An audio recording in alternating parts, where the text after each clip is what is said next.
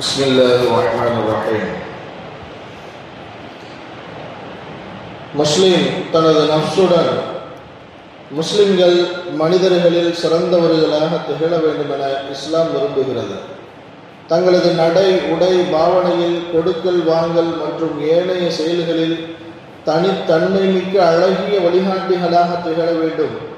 அப்போதுதான் மனிதர்களுக்கான தூதுத்துவத்தை சுமந்து கொள்வதற்கான சக்தியை முஸ்லிம்கள் பெற்றுக்கொள்ள முடியும்.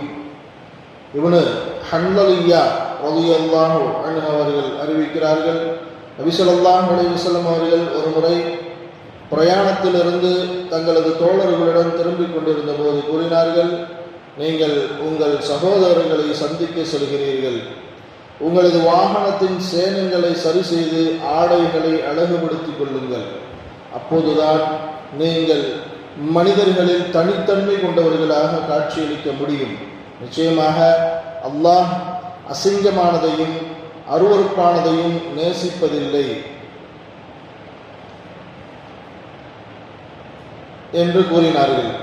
இங்கு நபி ஸல்லல்லாஹு அலைஹி வஸல்லம் அவர்கள் பரிதாப தோற்றம், கிழிந்த ஆடைகள் போன்றவற்றை குறிப்பிடுகிறார்கள். இத்தகைய நிலையை இஸ்லாம் வெறுக்கிறது. உண்மை முஸ்லிம் இவ்வுலகின் மாபெரும் கடமைகளை சுமக்கும் நிலையிலும் தன்னை மறந்துவிட மாட்டார். ஏனெனில் ஒரு முஸ்லிமின் வெளிரங்கம் அவரது உள்ரங்கத்திலிருந்து மாறுபட்டு இருக்கக்கூடாது. உண்மை முஸ்லிம் தனது உடல், அறிவு, ஆன்மாவுக்கு மத்தியில் சமத்துவத்தை பேண வேண்டும்.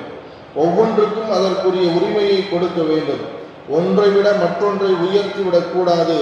இது பற்றி நடுநிலையை வலியுறுத்திய நபி ஸல்லல்லாஹு அலைஹி வஸல்லம் அவர்களின் பொன்மொழியை காண்போம். அப்துல்லாஹ் இப்னு அம்ர் ரலியல்லாஹு அன்ஹு அவர்கள் கூறுகிறார்கள், நபி ஸல்லல்லாஹு அலைஹி வஸல்லம் அவர்கள் எனது அளவுக்கு அதிகமான வணக்கங்களை பற்றி அறிந்து என்னிடம், நீர் பகல் முழுவதும் நோன்பு நோற்று இரவு முழுவதும் நின்று வணங்குவதாக நான் கேள்விப்பட்டேனே என்று கேட்டார்கள். நான், ஆம் அல்லாஹ்வின் தூதரே என்றேன். நபி ஸல்லல்லாஹு அலைஹி வஸல்லம் அவர்கள், அவ்வாறு செய்யாதீர்கள், நோன்பு வையுங்கள், நோன்பென்றியும் இருங்கள், தொழவும் செய்யுங்கள், தூங்கவும் செய்யுங்கள்.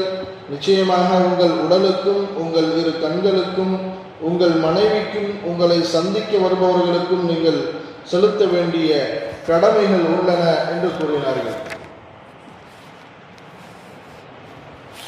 சுப்ஹானல்லாஹ்.